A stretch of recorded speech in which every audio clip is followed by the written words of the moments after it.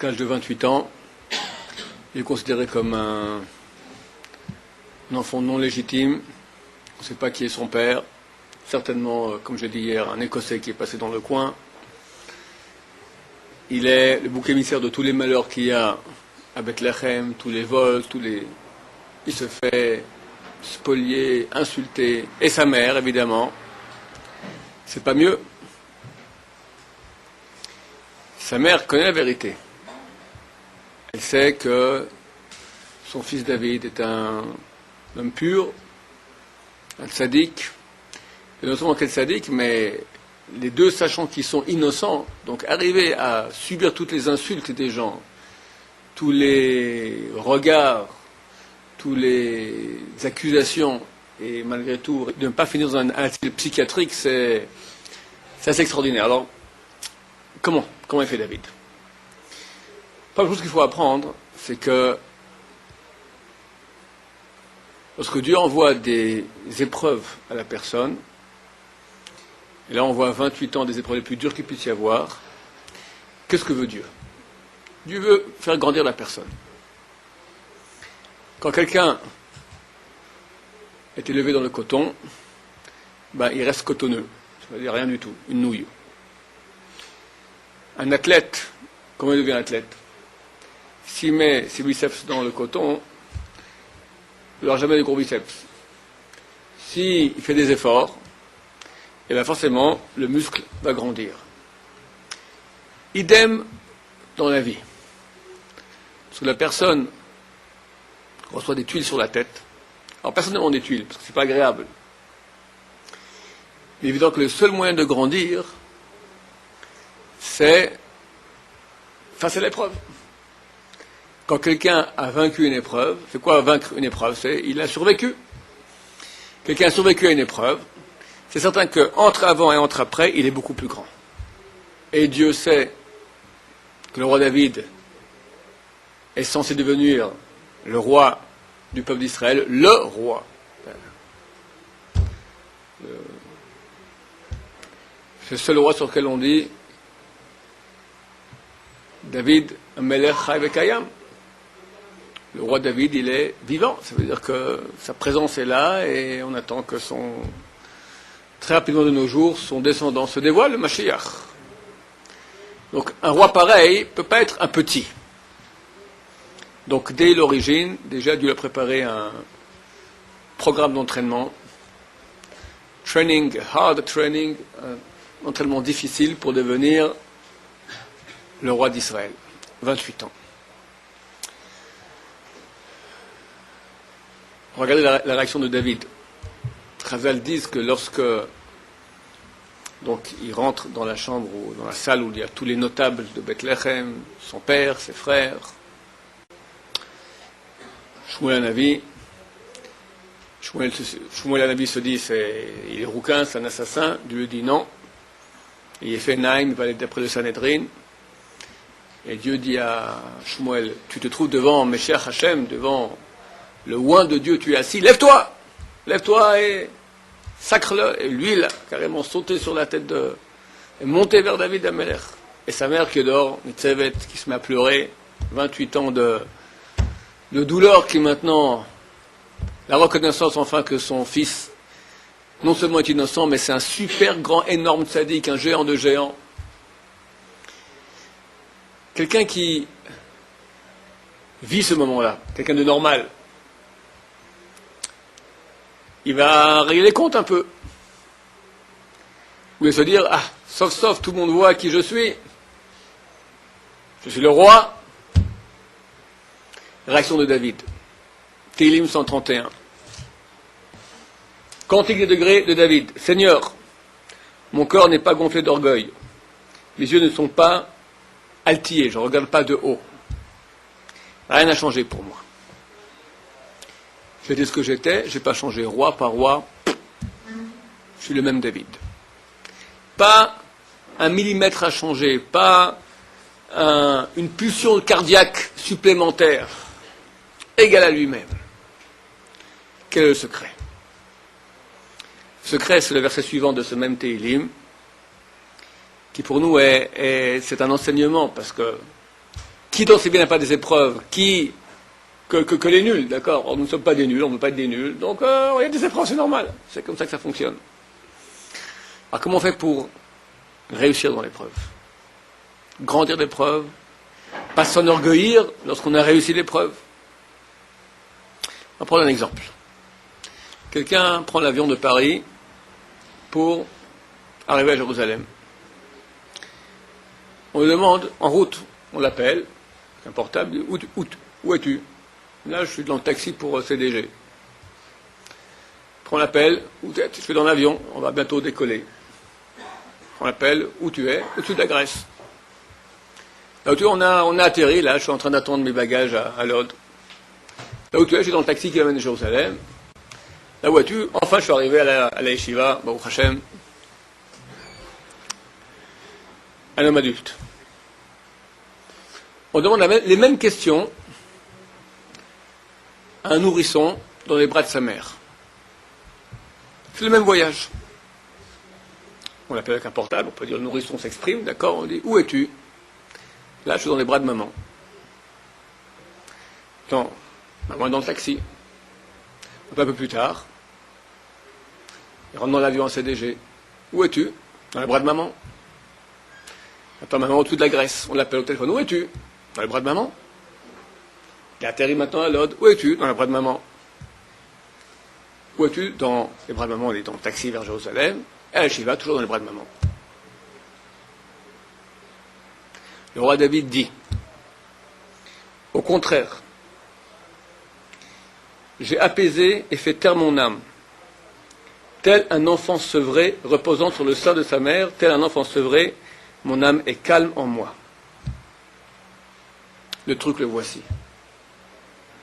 Quand quelqu'un, il est comme un enfant, un nourrisson dans les bras de Dieu, les bras de sa mère.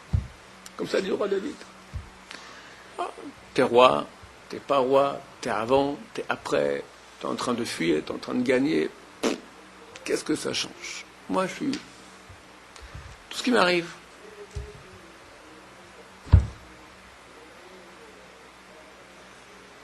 T'as une boussole. Tu sais où tu es. Tu es toujours en contact direct avec les notions éternelles. Maïmonide, dans une lettre qu'il a écrite au sultan. C'était à l'époque, il était en Égypte. Le sultan s'appelait Saladin, c'est le fils de Saladin. Salahadin en bon hébreu. Et ce sultan était en déprime. Sachant que Maïmonide est un très grand docteur, il lui demande, donne-moi un peu le truc, un truc médical pour sortir d'une déprime. Je ne vais pas tout vous raconter. Cette lettre, on peut l'acheter, c'était traduit en français, ça s'appelle Guérison par l'esprit, de Maïmonide. C'est un livre gros comme ça. La lettre fait 3 pages, et puis tu as 100 pages avant, 100 pages après de commentaires. Mais la lettre de Rambam, elle fait 3 pages.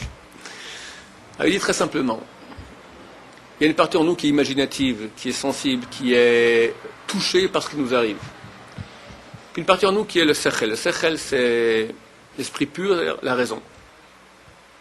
La raison, elle voit les choses avec vérité.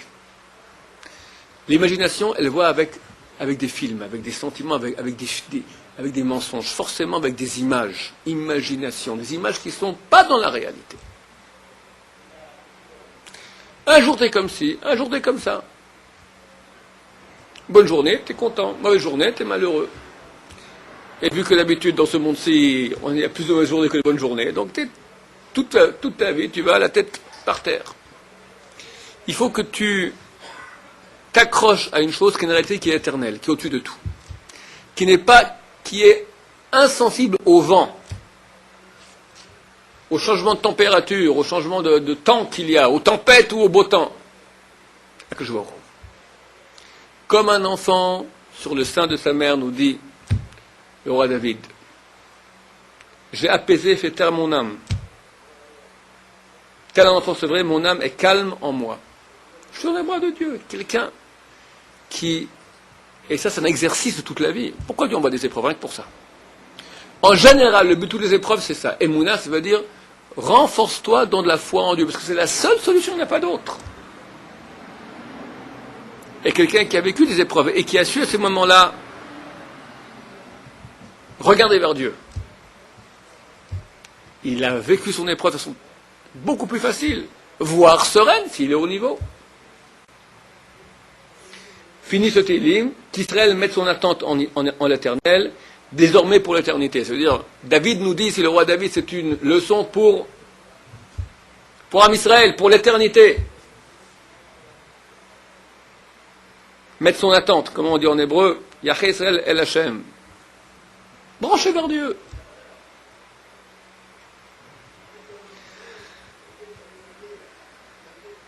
On reconnaît que le roi David est roi, mais c'est qu'à Bethléem, chez les notables, on laisse ça secret parce que le roi, c'est le roi Shaoul. Et si un autre roi à la place du roi, ben, il se coupe la tête. Que fait Akadosh Baruch Hu? Il envoie une maladie de déprime, même plus que cela, de ruach ra, de mauvais esprit qui va se mettre à habiter Shaoul. Shaoul est pris de crises comme ça, d'angoisse, où il commence à dire un peu, divaguer des bêtises. Et on comprend que ce n'est pas une chose qui est d'origine normale. Un type en déprime, alors on amène un peu de musique, on lui met comme ça des choses. La musique, ça met de bonne humeur. Mais ça, le roi Shaoul lui-même, sachant que ce qui lui arrive n'est pas d'ordre normal, rationnel, demande qu'on lui amène un musicien qui soit aussi un tzaddik. Un homme qui a vraiment des bonnes midotes, quelqu'un qui, avec sa lumière, pourra faire fuir un peu plus l'esprit du mal. Et un de ses serviteurs lui conseille, il y a un berger, David, Mina Shamaim. Je ne connais pas David, je ne sais pas qui il c'est. On l'amène, il devient le chantre, l'écuyer, le second du roi Shaoul. Pourquoi Dieu fait ça?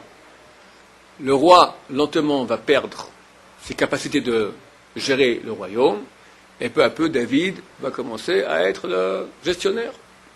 C'est lui qui va amener l'armée, venir, sortir, avec l'armée entière. Il gère, c'est le second du roi. Et un beau jour arrive le combat du peuple d'Israël contre les Philistins. Le camp des Philistins est sur une colline, le camp des Juifs d'Israël est sur une autre colline, entre les deux il y a une vallée, la vallée de Haïla, c'est une petite demi-heure de Jérusalem. Et les trois fils aînés de Ishaï sont partis au combat. David, non, David reste. Donc de temps en temps il est au royaume, et lorsque le roi part en guerre par exemple, lui il rentre chez lui, et il continue à paître les troupeaux de son père Ishaï. Ishaï, le père, appelle son fils David. David, va mon fils, va voir comment vont tes frères. Amène-leur aussi un peu de petits colis comme ça de nourriture. Donne aussi un colis à leur chef, comme ça, qui s'occupe bien d'eux. Et amène Arubatam. Arubatam, dit Chazal, c'est mettre un guet. Amène un guet. À l'époque, tous les soldats du peuple juif qui partaient à l'armée et qui étaient mariés donnaient un acte de divorce à leur femme. Pour qu'en cas où ils sont portés disparus, il n'y a pas de témoignage, personne n'a vu le corps mort du mari. D'après la loi, si cette femme n'est pas divorcée, le mari a disparu, on n'a pas de témoignage, elle est agoun, elle ne peut pas se remarier. Donc c'est pire que veuve, peut-être elle est vraiment veuve, son mari en tout cas n'est plus là, dans tous les cas de figure, mais peut-être il est vivant. Donc s'il est vivant, cette femme est encore mariée, donc elle ne peut pas se marier avec un autre parce qu'elle serait une femme adultère, les enfants seraient des bâtards, des mamzerim, etc. Donc pour éviter cela, on a interdit à la femme de se remarier. Pour parer à ce problème épineux, tous les soldats, avant de partir à la guerre, donnent un acte de divorce à leur femme. Les trois fils de Ishaï, qui ne sont pas de combat, n'ont pas encore donné leur... Ils sont partis rapidement, ils n'ont pas donné encore leur guet. Donc Ishaï envoie David pour aller prendre aussi le guet, l'acte de divorce, de leur femme. David arrive au campement, et tout à coup, qui sort du rang des Philistins? Goliath le géant. Un géant énorme, affreux, avec un homme qui le précède avec une cuirasse, avec un bouclier énorme. La Torah donne le poids de la lance de Goliath, énorme, le fer de lance, le poids aussi de sa cuirasse. Il a une cotte de maille, donc depuis le haut de la tête jusqu'au bout des pieds, rien. On voit rien, il n'y a que lui, rien. Et Goliath s'adresse à l'armée israélienne. On dit, pourquoi est-ce qu'on fait l'armée? On va faire la guerre armée contre armée. Sortez un de vous, choisissez un homme, qui vient se battre avec moi en duel, et celui qui gagnera, l'autre, le peuple sera vaincu. Choisissez un homme, c'est marqué dans la Torah, dans la Bible, Barou lachem ish. Choisissez un ish, un homme. Chazal disent, de qui parlait ish? Hashem ish milchama. Dieu est l'homme de la guerre. C'est marqué comme ça dans la Shira. Lorsque Bnei Israël traverse la mer, après traverser la mer, ils font une Shira, un chant à Dieu, et disent, Dieu est l'homme de la guerre. Ish milchama. Goliath, il a blasphémé. Il dit, amenez-moi, je veux voir votre Dieu. On va voir, qu'il se frotte un peu à moi, je vais m'en occuper. Il blasphème. David, qui toute sa vie est proche de Dieu, il entend ça, mais pour qui se prend cet incirconcis? Je vais aller, moi, régler son compte. Le grand frère de David entend ça, il dit, David, rentre à la maison, qu'est-ce que tu fais là? Allez, dégage. Qui t'a permis de venir? David lui répond, de quoi tu es au courant? Ton père, notre père, m'a envoyé. Et il parle aux gens, il dit, il paraît, qu'est-ce qui se passe? Et les gens lui disent, oui, le roi Shaoul, il a dit que celui qui allait se battre contre Goliath, alors le roi Shaoul lui donne à sa fille, elle allait l'enrichir, beaucoup. Bon, en fin de compte, le bruit arrive chez le roi Shaoul que David, son écuyer, veut aller se battre contre Goliath. Shaoul dit, ok, viens. Shaoul voit David, il dit, t'es jeune encore, t'as le battre contre Goliath. David dit, je comprends pourquoi, maintenant. 28 ans, j'étais dans le désert. On m'envoyait dans un endroit, mon père m'envoyait dans les endroits les plus dangereux. Des endroits terribles. Là-bas, il y avait des tigres, des ours. Et un jour, un ours, il a attrapé une des brebis. J'ai couru derrière, j'ai attrapé l'ours et j'ai réussi à le tuer. Idem le tigre. C'est pas normal. Je sais que les choses dans ma vie n'arrivent pas pour rien. Les choses nous arrivent dans la vie, messieurs, c'est pas pour rien. On veut nous faire grandir parce qu'on nous attend pour une épreuve, pour quelque chose d'encore plus grand. Maintenant, je comprends, dit David. Pour que je n'ai pas peur de me battre contre Goliath. Shaoul dit, ok, tiens, prends mon armure. Le texte de la Bible raconte que David a mis l'armure et il dit, l'honesty, je ne suis pas habitué. Moi, j'aime aller relax. Chazal dit qu'est-ce qui s'est passé. Lorsque le roi David a porté l'armure du roi Shaoul, Shaoul était beaucoup plus haut que n'importe quel autre juif. C'était un homme très très haut. Et David était assez petit. Donc l'armure devait lui arriver au genou, la cuirasse, devait lui arriver à la ceinture. Il met l'armure, et lui va comme il faut tout à coup, par miracle. Shaoul a compris, il y a un truc bizarre ici. Shaoul savait, Shmuel lui a dit. Lorsque Shaoul n'a pas attendu Shmuel les 7 jours pour sacrifier, avant de partir au combat, Shmuel lui a dit, pourquoi tu as désobéi? Dieu maintenant, tu devais avoir une royauté éternelle, Dieu va te retirer la royauté et la donner à quelqu'un de mieux que toi. Il a compris, c'est David. Il devient tout blanc. David voit la tête de Shaoul, un truc qui cloche, il a compris tout de suite qu'il y a un truc qui cloche, David sait qu'il est roi. Non, c'est pas pour moi. Je lui relax. Il part au combat. Avant de partir au combat, qu'est-ce qu'il prend? Il prend dans le torrent, dans le lit de la rivière, il prend 5 pierres lisses. Pourquoi 5? Alors, il y a 2 raisons évoquées. Une évoquée en blaguant, on dit que David est à l'origine des Tunisiens. L'autre qui est marqué dans Chazal, qu'il a pris 5 par rapport aux 5 livres de la Torah. Parce que Goliath insultait aussi la Torah des Juifs. Even, c'est la pierre. J'ai expliqué souvent ici que la pierre, c'est la chose qui symbolise l'éternité. Le domaine minéral, végétal, animal, humain.